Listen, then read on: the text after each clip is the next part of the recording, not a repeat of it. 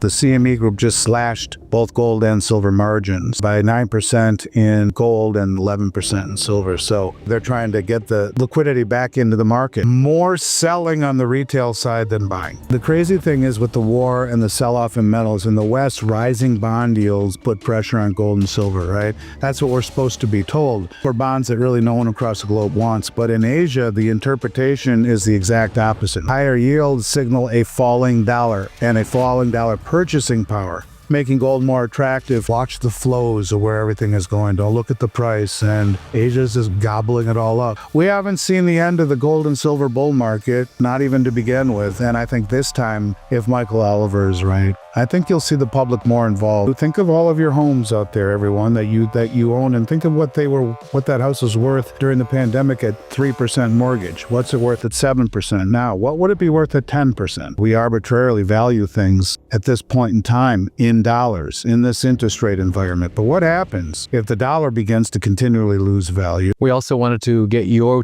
to weigh in on your outlook for the precious metals industry as a whole and how it would be impacted if, in fact, as Michael Oliver expects, we will be seeing much higher silver prices in the near term.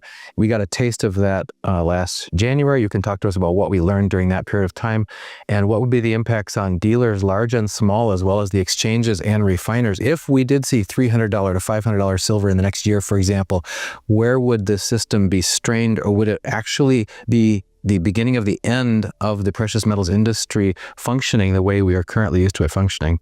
So Steve St. Angelo wrote a report. You were kind enough to send it to me. I've been a fan of Steve's work for a long time. He's a smart guy. I agree with what he said. His take on what happened with the market was accurate. But I think when he takes it and moves it forward, he's kind of missing one very important point. What he spoke of was the environment we saw, where you had rising margin rates, you had a massively escalating price, and you had what I would argue is more selling on the retail side than buying on the way up. Then there was a lot of buying, but more selling. You had a whole bunch of people that since 2020 and even before had been holding gold and silver, were bummed out with the counterintuitive way that it worked, the price action, the volatility, even though it kept moving higher. Markets can survive rising prices longer than they can survive collapsing participation. According to Andy Schectman, the stress event investors remember wasn't driven purely by price acceleration, but by a liquidity mismatch that forced retail to become supply. The official story framed volatility as proof metals failed, yet capital rotation suggests exhausted holders simply transferred inventory to stronger hands. For wealth preservation investors, that distinction matters more than spot price headlines.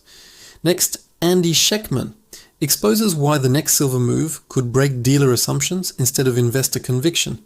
I think they were holding it largely for reasons that I wouldn't tell people to hold metal. They were holding it to become wealthy, not because it is wealth. And I would argue those people are gone. They have let go. They're not coming back.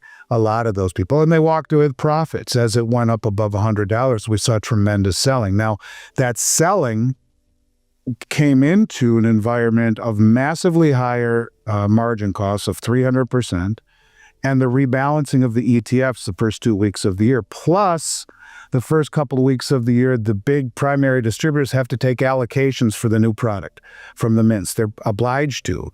So you have massive selling, raising margins, rebalancing of ETFs. Those two things alone are guaranteed to crush the price, plus demands by the mints, if you are a primary distributor, take their 2026 allocations. Couldn't have happened at a worse time. So he was saying that the bids were horrible because what was happening was that the cost of maintaining the inventory ran head first into rising costs, into rebalancing of the over-levered ETFs that guaranteed a cascading of selling to rebalance, to put those prospectuses in line, coupled with you have to take millions and millions and millions of dollars worth of new stuff, and everyone's selling. There was less buying than selling. So let's reflip the switch. I mean, he didn't talk about what it was like a few years back during the pandemic when there was far more buying than producing. And what happened to the premiums? They went parabolic, including the bid premiums. We were paying $9, $10, $11, $12, $13 over spot for silver eagles, $9 over spot for junk silver, $200 over $1,000 gold spot, or $2,000 gold spot. The biggest mistake investors make is confusing wealth storage with wealth extraction. What Andy Schectman is highlighting is that margin hikes, ETF rebalancing, and mandatory inventory intake created forced selling into a thinning bid, not a rejection of metals themselves. Premium explosions during shortages showed the paper price can disconnect violently from physical demand. If that imbalance returns with buyers instead of sellers, portfolio assumptions built on normal liquidity may fail fast.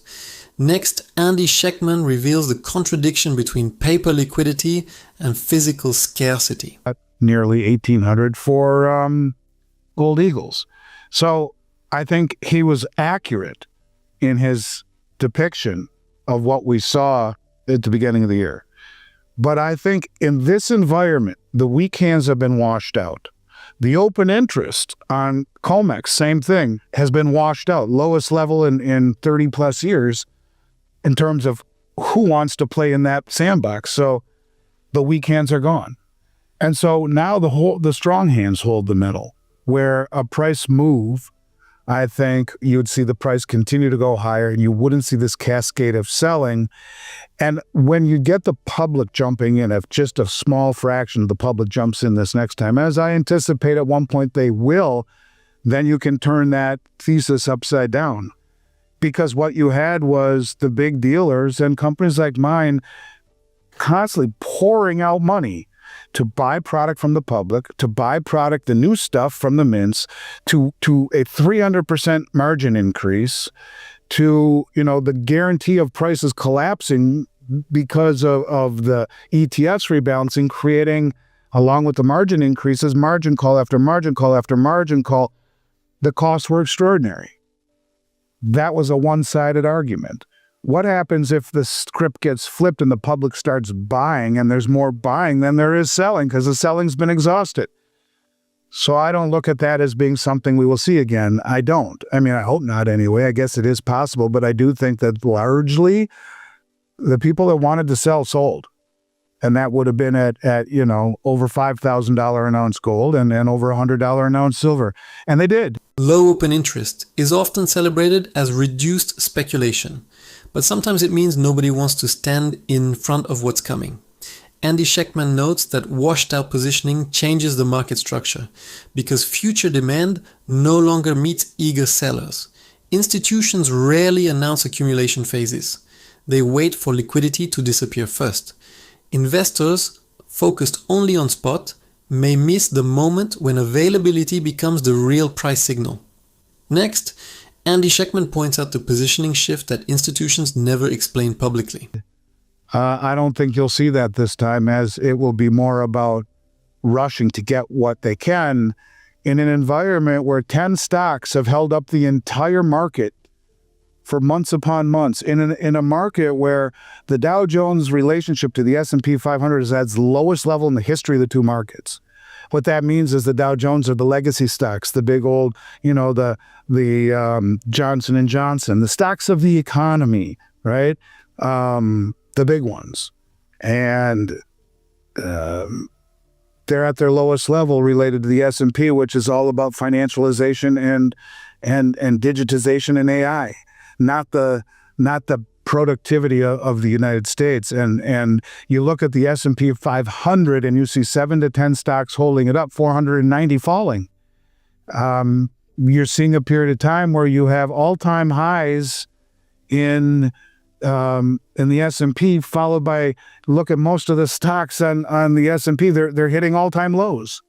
So this isn't a situation where everything is all messed up in many ways, and including that last environment where the public sold, the big money bought, and the CME group raised margins at the very worst time, knowing that the ETFs would be rebalanced, knowing that the primary distributors at the same time would be required to take new allocations. I mean, if this was the worst time for that stuff to happen, and it created an environment that Steve St. Angelo articulated well, but I think it ignores the public's involvement in the next move. And if the public jumps in, then that environment becomes as fluid and the market becomes fluid and liquid as ever. It's just, it can't be one-sided, or that creates a lot of problems. Stocks keep making headlines while participation underneath keeps narrowing, and history rarely rewards that divergence. This is where Andy Schectman's thesis shifts from metals to market structure. Concentration at the top can mask weakening confidence underneath. If public money rotates from financial assets into tangible assets, liquidity assumptions across portfolios change rapidly. The contradiction is that markets look strongest precisely when dependence becomes most fragile. Next, Andy Schectman unravels why broad market strength may actually signal shrinking confidence underneath. But I think that right now, focus on the big picture. It's not the leaves that matter. It's the forest. And one of the things, by the way, talking about the margin increases and the lack of open interest and all this stuff, the CME Group just slashed both gold and silver margins, and by a lot, by 9% in gold and 11% in silver. So they're trying to get the liquidity back into the market. And I guess I'll leave people with one thought. To me, what it really means by all of this is that the COMEX in London, their prices to me look more like local paper market prices, where Asian physical markets are bidding much higher. And the crazy thing is, with the war and the sell-off in metals in the West, rising bond yields put pressure on gold and silver, right? That's what we're supposed to be told for bonds that really no one across the globe wants. But in Asia, the interpretation is the exact opposite. And I believe it's the correct one. And that is that higher yields signal a falling dollar and a falling dollar purchasing power, making gold more attractive to begin with. And so I don't know. I just think that the big money is telling you exactly where this is all going. And I think that the Western gold and silver prices, which are increasingly failing to reflect real physical demand, are beginning to lose credibility. And it's like COMEX in London are more about trading, whereas Asia is more about accumulation. Markets went up, but confidence in paper price discovery kept going down, and that divergence rarely resolves quietly. As Andy Schectman points out here, margin reductions after participation collapses are less a sign of strength than an attempt to restore liquidity before confidence migrates elsewhere. The narrative says rising yields should pressure metals, yet physical accumulation in Asia suggests yields may increasingly be interpreted as currency risk instead. Investors protecting purchasing power should watch flows, not headlines. Next, Andy Schectman reveals what institutional demand is signaling before price catches up. And I think you can see that. Watch the flows of where everything is going. Don't look at the price. And Asia's just gobbling it all up. So we haven't seen the end of the gold and silver bull market, not even to begin with. And I think this time, if Michael Oliver is right, I think you'll see the public more involved. And I think that will make Steve St. Angelo's argument very correct on his interpretation of what happened last time. It would make it not as correct this time, because you're going to get a lot of buying, which will put much more, much less strain on the whole ecosystem, where if everyone has to put out cash while margin rates are rising, while the price keeps skyrocketing, while they have to rebalance ETFs, while they have to take huge allocations, well, that's the reason everything collapsed. But we'll see what happens this time. In any case, taxing of unrealized gains, especially in a world as fluid as ours, especially in a world where asset prices have been distorted to the upside to such a degree through suppression of interest rates, is beyond unethical. It is beyond unconstitutional. It's immoral.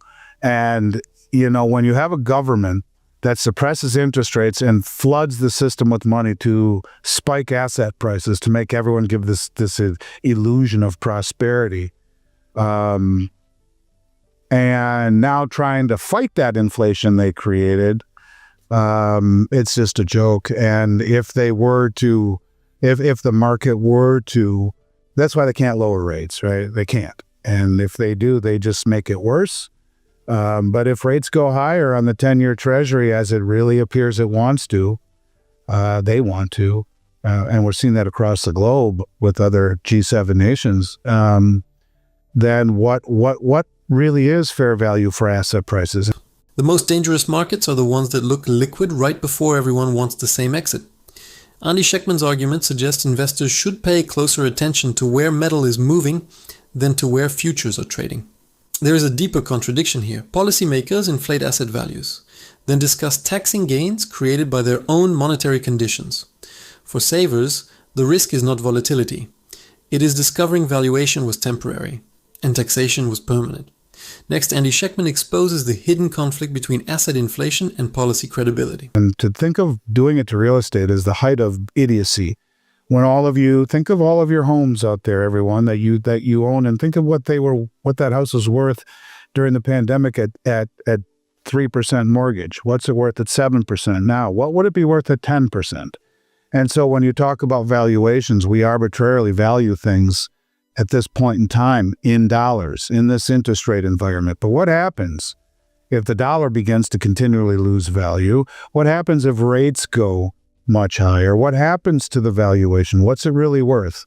And if by taxing unrealized gains in an inflated currency, by the time you have that, your currency is becoming worth less and less and less and less. And as rates go higher, your house is worth less and less and less and less, but you got taxed at the peak. Not cool. I don't know. I think that's horrible. I hope that doesn't happen with precious metals, but that would be emblematic of desperation and desperate governments, desperate municipalities doing desperate things. I haven't heard that, but let's hope it doesn't happen. It's about as bad as it would get. Having physical metal right now as it exists is outside that grid. The issue then becomes, what do you do with it? When you go to sell the metal, at some point down the road, once we have entered the Genius Act territory of tokenization of assets, you have to get back into the system to get paid. Unless you're able to barter it, I guess. But short of that, the metal itself won't be registered, but coming back in with dollars, now the new system will be tokenized. And again, it's a step removed. If rates stay elevated another 12 months, millions of households may discover their biggest asset was priced for a world that no longer exists. This is where Andy Schectman's thesis shifts from metals into valuation risk itself. The uncomfortable question isn't what assets are worth today. It's whether those prices survive tighter money and weaker purchasing power simultaneously. Long-term investors should think in terms of conversion risk, not only appreciation potential. Next, Andy Schectman walks through the exact timeline when valuation assumptions begin breaking. One step removed from that type of draconian CBDC, Orwellian type of, vision.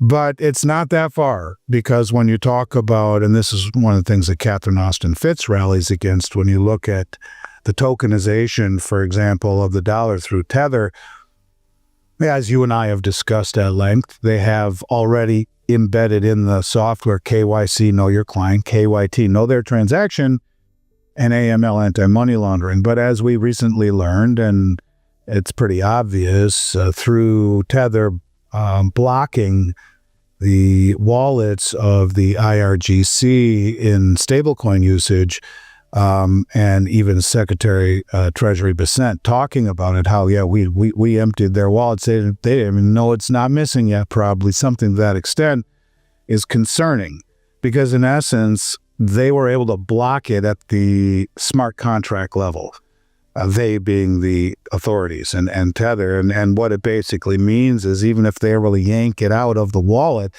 the smart contract was frozen or blackballed across the industry, rendering them obsolete. So you enter a system of containment, a foray into the digital surveillance state, when mixed with the digital ID, digital money, the ability to program said digital money, that already has KYC, AML, and KYT capabilities, and probably others we really don't know about. Yeah, it is one reason to hold metal outside the system.